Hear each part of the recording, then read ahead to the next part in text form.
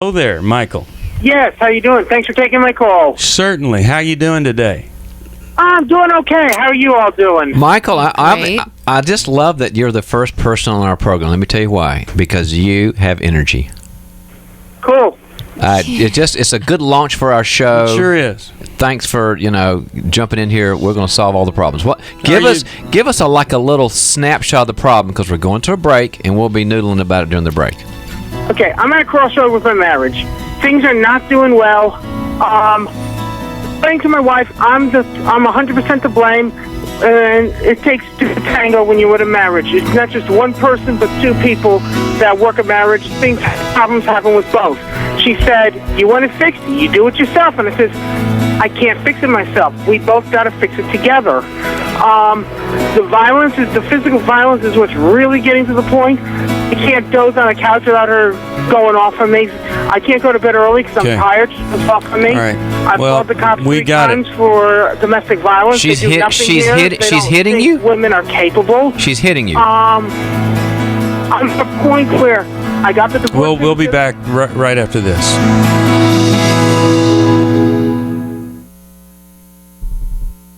Hi everybody, Max Locato here. I've been a pastor for over 25 years, and in the process I've been fortunate to cross paths a few times with Steve Arterburn and his team at New Life.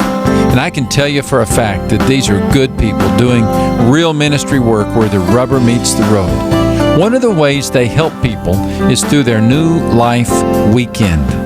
The Apostle Paul writes about finding the transformation that comes from the renewing of your mind. That's what these folks at New Life specialize in. Whether you struggle with anger, unforgiveness, depression, grief, boundaries issues, maybe you've never worked through the pain of a past abortion, maybe you need a marriage tune-up, maybe your marriage is in crisis. Listen, these good people can help you.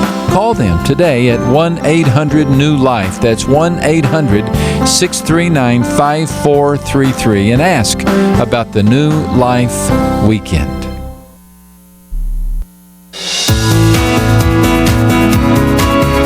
To find out more information about New Life or to order any of the resources mentioned on today's program, call 1-800-NEW-LIFE.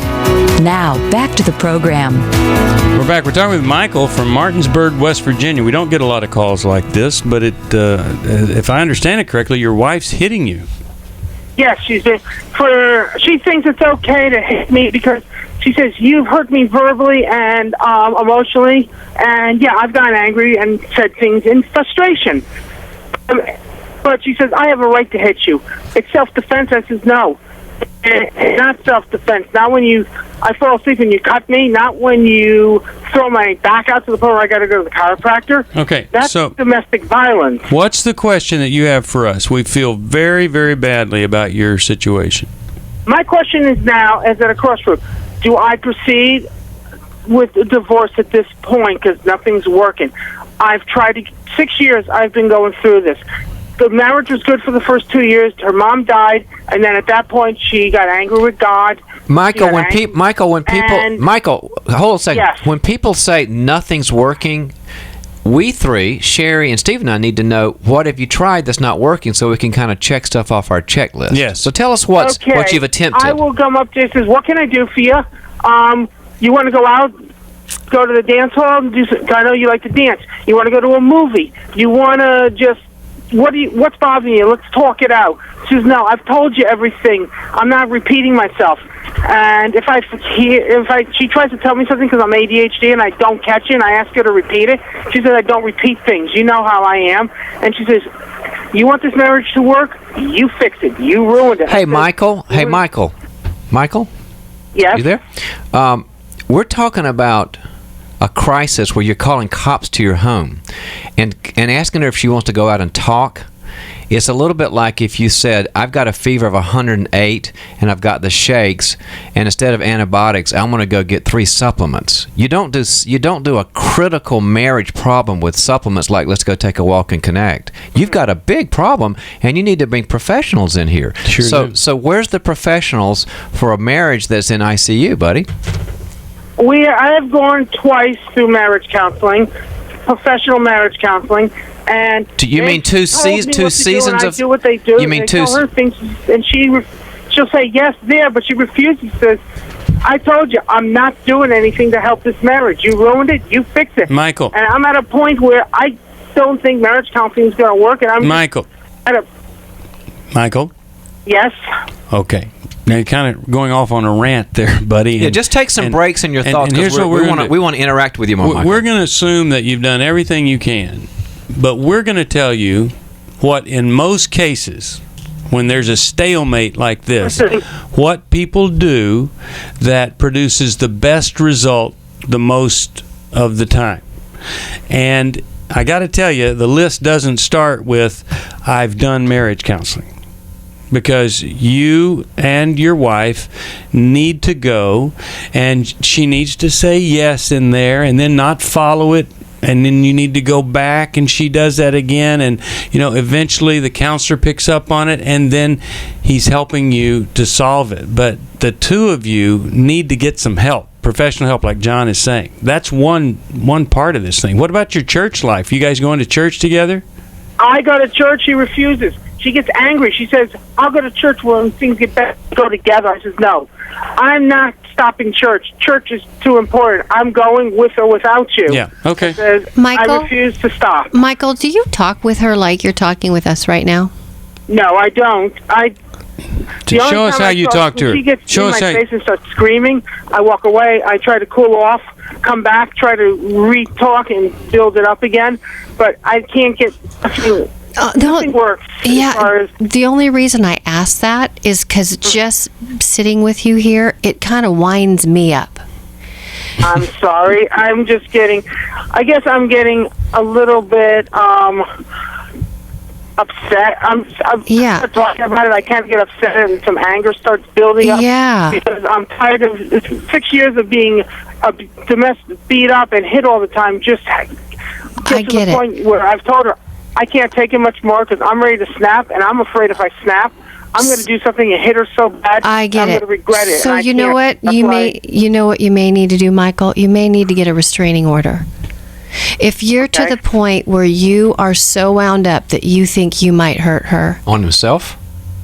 he said Did you mean get a restraining order on himself? for her, like so that he is like a restraining order to restrain her. Yeah, he's getting beat up by his On wife. her?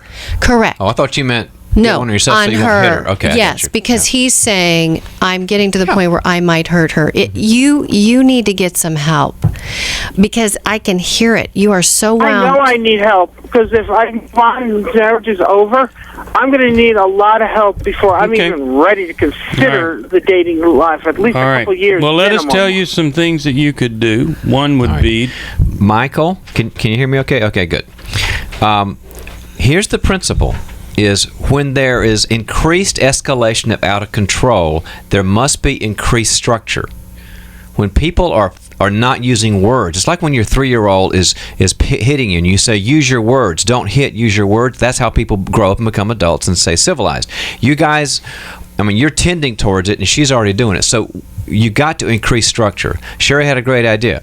So here's what I would recommend. You go to a counselor, and if she goes, great. If she doesn't go, great. And you say, I'm going to talk to my counselor about professional things, about helping me fix whatever I got to fix, and you doing whatever you're going to do. But you must go, even if she doesn't go. And at some point, the counselor, if they're good, they'll say, it's never okay that she hits you, and they will probably say restraining order is a great idea. But here's the thing: is you get derailed by her. We felt it from you. We heard it from you. She's affecting you in really deep ways. So you've got to be able to detach from her, get the professional help, and make the right choices. We're going to send you boundaries in marriage, but there's lots of boundaries problems you need help with, but you cannot not go to marriage counseling right now, whether she's there or not, or present or not. whether she's there or not, you go.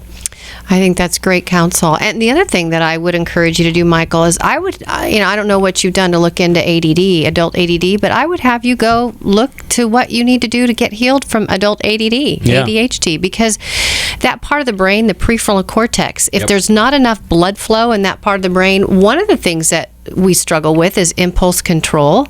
forethought, planning. It's the brakes of the brain. It kind of helps us. So if you're struggling with your brakes, it's kind of like your pads are low on your car brakes, and you can not have that kind of resistance that you need. So I would say get help for that, because that is something you own and you can get help for yourself. All right, I'm glad that you called. We'll send you Boundaries in Marriage. Hope that'll be a blessing to you and help you.